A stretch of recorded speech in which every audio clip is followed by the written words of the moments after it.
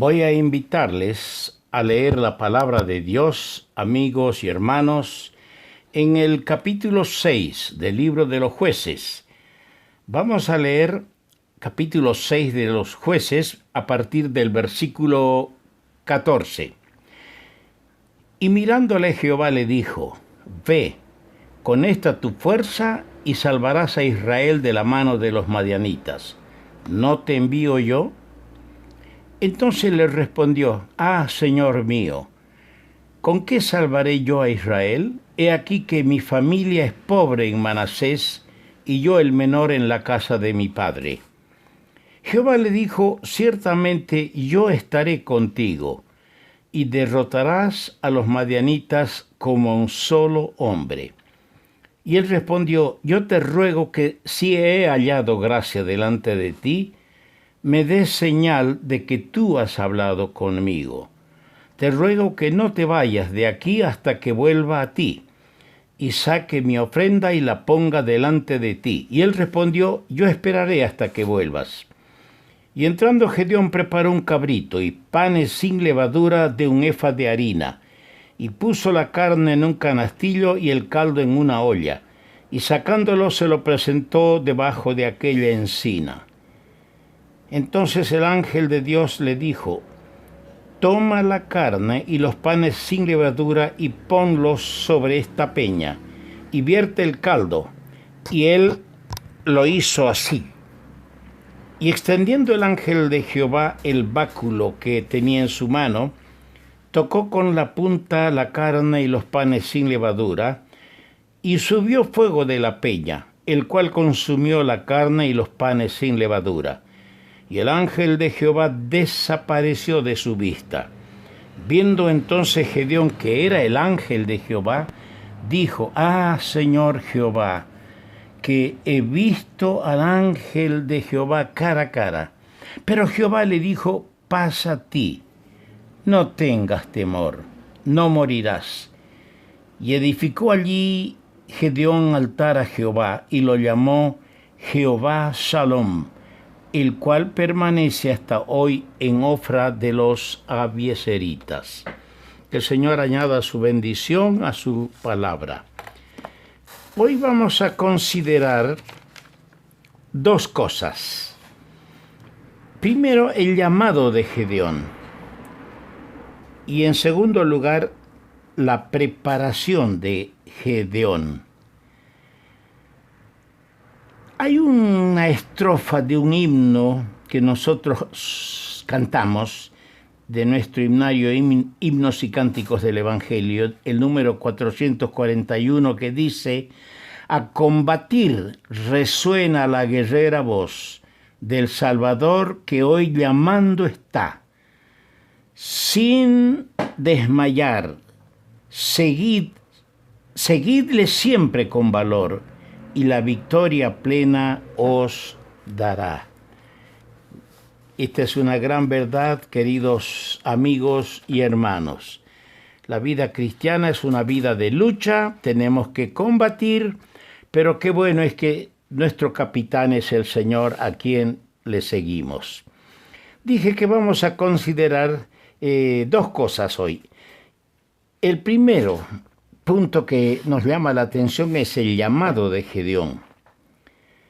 Y a este punto podemos señalar que los hombres que Dios puede usar en momentos de crisis, en momentos de verdaderamente difíciles, son aquellos que Él mismo ha preparado en el lugar secreto.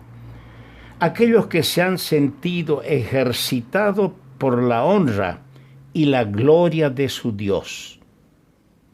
El pueblo de Israel estaba sometido a la humillación de sufrir las continuas incursiones del enemigo, que les robaba sus alimentos y lo debilitaba cada vez más. Pero Gedeón se ocupaba de preparar la única cosa que podía fortalecer al pueblo. Trillaba en el lagar. Es cierto que lo hacía en secreto, Alguien diría, pero el hombre cobarde estaba haciendo esto en secreto. Pero sabe, amigo, sabe, hermano, es el mejor lugar donde preparar alimento espiritual para otros en el secreto de la presencia de Dios, a solas con Él. ¿Tienes esa costumbre, siervo de Dios, predicador, de buscar la soledad con tu Dios a solas, a sus pies, en el secreto de esa vida de comunión, pedirle que te alimente y que te dé el alimento para compartir con los demás? Es que a los pies del Señor se aprende, a los pies del Señor se fortalece el alma redimida, a los pies del Señor se recibe para poder dar a otros lo que otros necesitan con urgencia. Luego, al hablar de la preparación de Gedeón, en esta preparación de Gedeón priman tres cosas sumamente importantes en esta preparación. Primero, la presencia divina prometida. En segundo lugar, la comisión divina. Y en tercer lugar, la manifestación divina. Fijémonos estos detalles que son de suma importancia en el servicio para Dios, porque a veces algunos estudian para ser predicadores, otros se preparan para pastorear a otros. Aquí lo que tiene que haber es en esta preparación, primero, estar seguros de la presencia divina en nuestra vida, en nuestro accionar y en este futuro que nosotros vemos de servicio. La presencia divina se manifiesta en los versos 12 y versos 16. Jehová está contigo, varón esforzado. Y luego en el verso 16, ciertamente yo estaré contigo. Esto es algo clave en el servicio para el Señor. Su presencia significa no solamente la compañía del Dios de la gloria con nosotros. Su presencia significa victoria para el redimido, victoria para su pueblo, victoria para su iglesia. Lección que Moisés había aprendido muchos años antes y dijo al Señor en Éxodo 33:15, si tu presencia no ha de ir conmigo, no nos saques de este lugar. Como diciéndole, Señor, preferible es este desierto con pocos alimentos, con poca agua, con escorpiones, con serpientes, con enemigos. Preferible es este desierto así contigo, pero no la tierra que fluye y leche y miel donde tú no vas a estar con nosotros. El hecho de no aprender esta verdad robará al creyente en Cristo gozo, le robará la victoria en la vida cristiana. Escuchemos al apóstol Pablo decir en Romanos capítulo 7, verso 18, yo sé que en mí no mora el bien, porque el querer el bien está en mí, pero no el hacerlo. Pero luego añade, cuando escribe a los filipenses, todo lo puedo en Cristo que me fortalece. Todo lo puedo en Cristo que me fortalece. Y él decía, en mí no mora el bien. Lucho por hacer y la carne, la naturaleza me lleva a hacer lo que no debo hacer. Pero dice, todo lo puedo en Cristo que me fortalece. Y a los corintios les decía, porque cuando soy débil, entonces soy fuerte. ¿cómo es nuestra vida espiritual? Es verdad que todos pasamos por esta experiencia. Llegamos a la conclusión que en nosotros no mora el bien, porque hay el deseo de nosotros. A veces en las primeras horas de la mañana, cuando estamos en una relación de comunión, en oración con el Señor, nos sentimos fortalecidos, vemos que queremos hacer todo el día el bien, y en el primer momento de prueba alteramos esa nuestra tranquilidad por una reacción torpe a los problemas que hay en la vida. Pero debemos darnos cuenta, hermanos, que si seguimos al Señor y nos sometemos a Él, todo lo vamos a poder en Él y nos va a fortalecer.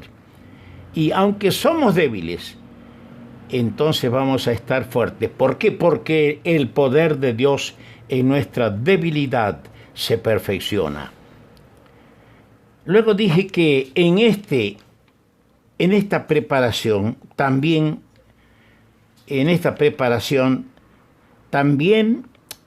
prima la comisión divina. Gedeón no salía al azar a la guerra, a la batalla. Gedeón no salía para pensar cómo me irá, qué es lo que pasará. El Señor le dijo, ¿no te envío yo? Así empezamos la lectura en el verso 14 hoy. ¿No te envío yo? Estas palabras, en realidad, estas palabras del Señor investirían a Gedeón con autoridad. La autoridad del mismo Señor Jehová. Esta convicción de que era un enviado de Jehová le sostendría en los momentos oscuros de la lucha, cuando las circunstancias adversas sembrarán las dudas. Esta palabra, no te envío yo, sería siempre una roca firme. No te envío yo, sería el asidero para todo su accionar en esta batalla.